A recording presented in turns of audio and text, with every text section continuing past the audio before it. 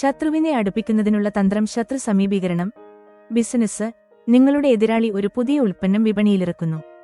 നിങ്ങൾ അവരുമായി നേരിട്ട് മത്സരിക്കുന്നതിനു പകരം അവരുടെ ഉൽപ്പന്നം എങ്ങനെയാണ് വിപണിയിൽ സ്വീകരിക്കപ്പെടുന്നതെന്നും അവരുടെ മാർക്കറ്റിംഗ് തന്ത്രങ്ങൾ എന്താണെന്നും മനസ്സിലാക്കാൻ ശ്രമിക്കുക.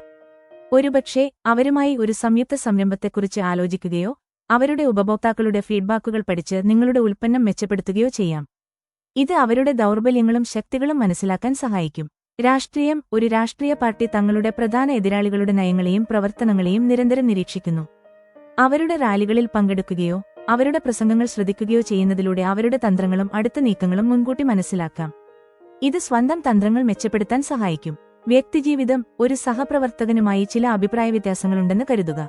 അവരെ ഒഴിവാക്കുന്നതിന് പകരം അവരുമായി ഒരു കോഫി കുടിക്കാൻ പോവുകയോ അവരുടെ കാഴ്ചപ്പാടുകൾ മനസ്സിലാക്കാൻ ശ്രമിക്കുകയോ ചെയ്യുക. ഇത് അവരുടെ ചിന്താഗതിയും നിങ്ങളുടെ പ്രശ്നത്തെ അവർ എങ്ങനെ കാണുന്നു എന്നതും മനസ്സിലാക്കാൻ സഹായിക്കും. ഒരുപക്ഷേ ഈ അടുപ്പം തെറ്റിദ്ധാരണകൾ മാറ്റിയെടുക്കാൻ സഹായിച്ചേക്കാം. ദുർബലമായ പോയിന്റുകൾ എങ്ങനെ തിരിച്ചറിയാം? ശത്രുവിന്റെ ദുർബലതകൾ. ബിസിനസ്. നിങ്ങളുടെ എതിരാളി ഒരു പ്രത്യേക സാങ്കേതികവിദ്യയിൽ പിന്നിലാണെന്ന് മനസ്സിലാക്കുക. നിങ്ങൾക്ക് ആ സാങ്കേതികവിദ്യയിൽ മികച്ച ഉൽപ്പന്നം നൽകി വിപണിയിൽ മുന്നിലെത്താൻ കഴിയും. അല്ലെങ്കിൽ അവരുടെ ഉപഭോക്തൃ സേവനം മോശമാണെന്ന് മനസ്സിലാക്കിയാൽ മികച്ച സേവനം നൽകി ഉപഭോക്താക്കളെ ആകർഷിക്കാം. രാഷ്ട്രീയം. എതിർ രാഷ്ട്രീയ കക്ഷിക്ക് ഒരു പ്രത്യേക വിഷയത്തിൽ ജനപിന്തുണ കുറവാണെന്ന് മനസ്സിലാക്കുക. ആ വിഷയം ഉയർത്തിക്കാട്ടി ജനങ്ങളെ തങ്ങളിലേക്ക് ആകർഷിക്കാൻ ശ്രമിക്കുക. അല്ലെങ്കിൽ അവരുടെ ഏതെങ്കിലും നേതാവിന് വ്യക്തിപരമായ ബലഹീനതകളുണ്ടെങ്കിൽ അത് ജനമധ്യത്തിൽ കൊണ്ടുവരാൻ ശ്രമിക്കുക. വ്യക്തിജീവിതം. ഒരു ചർച്ചയിൽ നിങ്ങൾ വാദിക്കുന്ന ആളുടെ വിവരങ്ങൾ കുറവാണെന്ന് മനസ്സിലാക്കിയാൽ ആ വിഷയത്തിൽ കൂടുതൽ വിവരങ്ങൾ നൽകി നിങ്ങളുടെ വാദം സ്ഥാപിക്കാൻ ശ്രമിക്കുക. അല്ലെങ്കിൽ നിങ്ങളുടെ സുഹൃത്തിന്റെ ഒരു ദൗർബല്യം, ഉദാഹരണത്തിന് അവർക്ക് പൊതുവേദികളിൽ സംസാരിക്കാൻ മടിയുണ്ടെങ്കിൽ ആ അവസരം ഏറ്റെടുത്ത് നിങ്ങളുടെ കഴിവ് തെളിയിക്കുക. സമയവും സാഹചര്യവും എങ്ങനെ ഉപയോഗിക്കാം? കാലം, സ്ഥലം എന്നിവയുടെ പ്രാധാന്യം. ബിസിനസ്.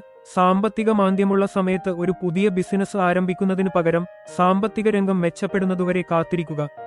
അല്ലെങ്കിൽ ഒരു പുതിയ ഉൽപ്പന്നം വിപണിയിലിറക്കാൻ ഏറ്റവും അനുയോജ്യമായ സമയം ഉത്സവ സീസണോ ഒരു പ്രത്യേക ആഘോഷത്തിന്റെ മുന്നോടിയായോ ആകാം. രാഷ്ട്രീയം. ഒരു തിരഞ്ഞെടുപ്പ് അടുത്തിരിക്കുമ്പോൾ ജനങ്ങളെ സ്വാധീനിക്കാൻ ഏറ്റവും അനുയോജ്യമായ പ്രചാരണ തന്ത്രങ്ങൾ ആവിഷ്കരിക്കുക. അല്ലെങ്കിൽ ഒരു പുതിയ നയം നടപ്പിലാക്കാൻ ഏറ്റവും അനുയോജ്യമായ സാഹചര്യം ജനങ്ങൾക്ക് അതിന്റെ ആവശ്യം ശക്തമായി തോന്നുന്ന ഒരു സമയമാകാം. വ്യക്തിജീവിതം. നിങ്ങളുടെ ബോസിനോട് ഒരു ശമ്പള വർധനവ് ആവശ്യപ്പെടാൻ ഏറ്റവും നല്ല സമയം നിങ്ങൾ ഒരു പ്രധാന പ്രോജക്റ്റ് വിജയകരമായി പൂർത്തിയാക്കിയതിനു ശേഷമോ കമ്പനിക്ക് വലിയ ലാഭമുണ്ടായതിനു ശേഷമോ ആകാം. അല്ലെങ്കിൽ ഒരു പ്രധാനപ്പെട്ട വ്യക്തിപരമായ വിഷയം ചർച്ച ചെയ്യാൻ നിങ്ങൾക്കും മറ്റേയാൾക്കും നല്ല മാനസികാവസ്ഥയിലായിരിക്കുന്ന സമയം തിരഞ്ഞെടുക്കുക. രഹസ്യം സൂക്ഷിക്കാനുള്ള പ്രാധാന്യം. ബിസിനസ്. ഒരു പുതിയ ഉൽപ്പന്നം വികസിപ്പിക്കുമ്പോൾ അതിന്റെ വിശദാംശങ്ങൾ പരസ്യമാക്കാതെ സൂക്ഷിക്കുക.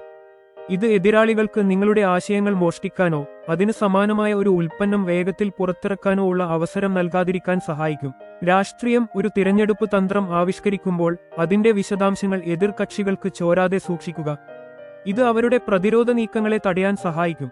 വ്യക്തിജീവിതം. നിങ്ങൾ ഒരു വലിയ പ്രോജക്റ്റ് ഏറ്റെടുക്കാൻ പോകുകയാണെങ്കിൽ അത് പൂർത്തിയാകുന്നതുവരെ മറ്റുള്ളവരുമായി പങ്കുവെക്കാതിരിക്കുക. ഇത് അനാവശ്യമായ സമ്മർദ്ദങ്ങൾ ഒഴിവാക്കാനും മറ്റുള്ളവരുടെ വിമർശനങ്ങൾ നേരിടുന്നത് തടയാനും സഹായിക്കും. വിജയം ഉറപ്പാക്കാൻ ഒന്നിലധികം പ്ലാൻ ബി. ബിസിനസ്. ഒരു ഉൽപ്പന്നം വിൽക്കാൻ നിങ്ങൾ പ്രധാനമായും ഒരു വിതരണക്കാരനെ ആശ്രയിക്കുന്നുണ്ടെങ്കിൽ ആ വിതരണക്കാരൻ പിന്മാറിയാൽ എന്ത് ചെയ്യണം എന്നതിനെക്കുറിച്ച് ഒരു പ്ലാൻ ബി തയ്യാറാക്കി വെക്കുക. ഉദാഹരണത്തിന് മറ്റു വിതരണക്കാരുമായി ബന്ധപ്പെടുക. രാഷ്ട്രീയം. ഒരു പ്രത്യേക ബിൽ നിയമസഭയിൽ പാസാക്കാൻ നിങ്ങൾ ശ്രമിക്കുമ്പോൾ അത് പരാജയപ്പെട്ടാൽ അടുത്തതായി എന്ത് ചെയ്യണം എന്നതിനെക്കുറിച്ച് ഒരു പ്ലാൻ ബി ഉണ്ടായിരിക്കുക. ഉദാഹരണത്തിന് ജനപിന്തുണ വർദ്ധിപ്പിക്കാൻ പുതിയ പ്രചാരണങ്ങൾ ആരംഭിക്കുക.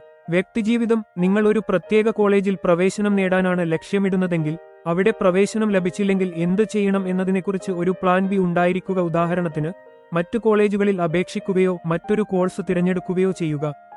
ദുർബലരായി കാണിക്കാതിരിക്കാനുള്ള ബുദ്ധിമുട്ടുകൾ. ബിസിനസ്. നിങ്ങളുടെ കമ്പനിക്ക് സാമ്പത്തിക ബുദ്ധിമുട്ടുകൾ ഉണ്ടെങ്കിൽ പോലും അത് പരസ്യമാക്കാതിരിക്കുക. ഇത് നിങ്ങളുടെ എതിരാളികൾക്ക് ആത്മവിശ്വാസം നൽകാനും നിങ്ങളുടെ ഉപഭോക്താക്കൾക്ക് നിങ്ങളിൽ വിശ്വാസം നഷ്ടപ്പെടാനും ഇടയാക്കും. രാഷ്ട്രീയം. ഒരു രാഷ്ട്രീയ നേതാവ് പ്രതിസന്ധിയിലായിരിക്കുമ്പോൾ പോലും ഭയമോ ബലഹീനതയോ പ്രകടിപ്പിക്കരുത്. ഇത് എതിരാളികൾക്ക് ആക്കം നൽകുകയും ജനങ്ങൾക്ക് ആ നേതാവിലുള്ള വിശ്വാസം കുറയ്ക്കുകയും ചെയ്യും. വ്യക്തിജീവിതം. നിങ്ങൾ ഒരു അഭിമുഖത്തിൽ പങ്കെടുക്കുമ്പോൾ നിങ്ങൾക്ക് ഒരു പ്രത്യേക വിഷയത്തിൽ അറിവ് കുറവാണെങ്കിൽ പോലും ആത്മവിശ്വാസത്തോടെ സംസാരിക്കാൻ ശ്രമിക്കുക. അല്ലെങ്കിൽ നിങ്ങളുടെ വ്യക്തിപരമായ പ്രശ്നങ്ങൾ പൊതുവേദികളിൽ ചർച്ച ചെയ്യാതിരിക്കുക. വിജയത്തിനായി എപ്പോഴും തയ്യാറായിരിക്കുക. ബിസിനസ് ഒരു പുതിയ സാങ്കേതികവിദ്യ വിപണിയിൽ വരുന്നതിന് മുൻപ് തന്നെ അതിനെക്കുറിച്ച് പഠിക്കുകയും നിങ്ങളുടെ ഉൽപ്പന്നങ്ങളിൽ അത് എങ്ങനെ ഉൾപ്പെടുത്താമെന്ന് ആലോചിക്കുകയും ചെയ്യുക. അല്ലെങ്കിൽ ഒരു പുതിയ വിപണി തുറക്കുമ്പോൾ അതിലേക്ക് കടന്നുവരാൻ നിങ്ങൾ സജ്ജരായിരിക്കണം. രാഷ്ട്രീയം അടുത്ത തിരഞ്ഞെടുപ്പിനു വേണ്ടി വളരെ നേരത്തെ തന്നെ തയ്യാറെടുപ്പുകൾ ആരംഭിക്കുക. ജനങ്ങളുടെ പ്രശ്നങ്ങൾ മനസ്സിലാക്കുക, മികച്ച സ്ഥാനാർത്ഥികളെ കണ്ടെത്തുക, പ്രചാരണ തന്ത്രങ്ങൾ ആസൂത്രണം ചെയ്യുക. വ്യക്തിജീവിതം ഒരു പ്രൊമോഷനുള്ള അവസരം വരുമ്പോൾ അതിനായി നേരത്തെ തന്നെ നിങ്ങളുടെ കഴിവുകൾ മെച്ചപ്പെടുത്തുകയും അധിക ചുമതലകൾ ഏറ്റെടുക്കുകയും ചെയ്യുക. അല്ലെങ്കിൽ പുതിയൊരു ഭാഷ പഠിക്കാൻ അവസരം ലഭിച്ചാൽ അത് പരമാവധി പ്രയോജനപ്പെടുത്താൻ തയ്യാറായിരിക്കുക. പ്രതികൂല സാഹചര്യങ്ങളിൽ എങ്ങനെ പ്രവർത്തിക്കാം? ബിസിനസ് നിങ്ങളുടെ കമ്പനിക്ക് ഒരു വലിയ ഓർഡർ നഷ്ടപ്പെട്ടാൽ അതിനെക്കുറിച്ച് ദുഃഖിക്കുന്നതിനു പകരം എന്ത് തെറ്റാണ് പറ്റിയതെന്ന് മനസ്സിലാക്കുകയും അടുത്ത തവണ അത് എങ്ങനെ ഒഴിവാക്കാമെന്ന് പഠിക്കുകയും ചെയ്യുക. അല്ലെങ്കിൽ സാമ്പത്തിക പ്രതിസന്ധി വരുമ്പോൾ പുതിയ വരുമാന മാർഗങ്ങൾ കണ്ടെത്താൻ ശ്രമിക്കുക. രാഷ്ട്രീയം ഒരു രാഷ്ട്രീയ പാർട്ടിക്ക് തിരഞ്ഞെടുപ്പിൽ തിരിച്ചടി നേരിട്ടാൽ നിരാശപ്പെടുന്നതിനു പകരം ജനങ്ങളുടെ മനസ്സിലിരിപ്പ് മനസ്സിലാക്കുകയും അടുത്ത നീക്കം എങ്ങനെയായിരിക്കണമെന്ന് ആസൂത്രണം ചെയ്യുകയും ചെയ്യുക. വ്യക്തിജീവിതം ഒരു പരീക്ഷയിൽ പരാജയപ്പെട്ടാൽ അത് നിങ്ങളുടെ അവസാനമല്ലെന്ന് മനസ്സിലാക്കി തെറ്റുകൾ തിരുത്തി അടുത്ത തവണ മികച്ച പ്രകടനം നടത്താൻ ശ്രമിക്കുക. അല്ലെങ്കിൽ ഒരു പ്രണയബന്ധം തകരുകയാണെങ്കിൽ അതിൽ നിന്ന് പാഠം ഉൾക്കൊണ്ട് മുന്നോട്ടു പോകുക. യഥാർത്ഥ ഉദ്ദേശ്യങ്ങൾ മറച്ചുവെക്കാനുള്ള കഴിവ്. ബിസിനസ് ഒരു കമ്പനിയെ ഏറ്റെടുക്കാൻ ഉദ്ദേശിക്കുമ്പോൾ നിങ്ങളുടെ യഥാർത്ഥ ഉദ്ദേശ്യം പരസ്യമാക്കാതെ ആദ്യം ചെറിയ തോതിലുള്ള നിക്ഷേപം നടത്തുകയും ക്രമേണ കമ്പനിയുടെ നിയന്ത്രണം ഏറ്റെടുക്കുകയും ചെയ്യുക. രാഷ്ട്രീയം ഒരു പുതിയ നിയമം നടപ്പിലാക്കുമ്പോൾ അതിന്റെ ദീർഘകാല ലക്ഷ്യങ്ങൾ പെട്ടെന്ന് വെളിപ്പെടുത്താതെ ഘട്ടം ഘട്ടമായി നടപ്പിലാക്കുക.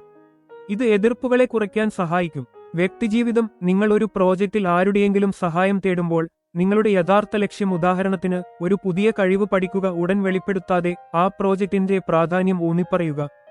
മറ്റുള്ളവരുടെ തെറ്റുകളിൽ നിന്ന് പഠിക്കുക. ബിസിനസ് നിങ്ങളുടെ എതിരാളി ഒരു പുതിയ ഉൽപ്പന്നം ഇറക്കി അത് പരാജയപ്പെട്ടാൽ ആ ഉൽപ്പന്നത്തിന്റെ പരാജയത്തിന്റെ കാരണങ്ങൾ പഠിക്കുക. ഇത് നിങ്ങളുടെ സ്വന്തം ഉൽപ്പന്നം വികസിപ്പിക്കുമ്പോൾ ആ തെറ്റുകൾ ആവർത്തിക്കുന്നത് ഒഴിവാക്കാൻ സഹായിക്കും. രാഷ്ട്രീയം ഒരു രാഷ്ട്രീയ കക്ഷിയുടെ നയങ്ങൾ ജനങ്ങൾക്ക് എതിരാകുകയും അവർക്ക് തിരിച്ചടി നേരിടുകയും ചെയ്താൽ ആ നയങ്ങൾ നിങ്ങളുടെ കക്ഷി നടപ്പിലാക്കാതിരിക്കാൻ ശ്രദ്ധിക്കുക. വ്യക്തിജീവിതം നിങ്ങളുടെ സുഹൃത്ത് ഒരു പ്രത്യേക നിക്ഷേപത്തിൽ പണം നഷ്ടപ്പെടുത്തിയാൽ ആ നിക്ഷേപത്തെക്കുറിച്ച് പഠിച്ച് നിങ്ങൾ അത്തരം തെറ്റുകൾ ഒഴിവാക്കാൻ ശ്രമിക്കുക. അല്ലെങ്കിൽ മറ്റൊരാളുടെ ബന്ധം തകരുന്നത് കണ്ടാൽ ആ ബന്ധത്തിൽ സംഭവിച്ച തെറ്റുകൾ നിങ്ങളുടെ ബന്ധത്തിൽ ആവർത്തിക്കാതിരിക്കാൻ ശ്രദ്ധിക്കുക.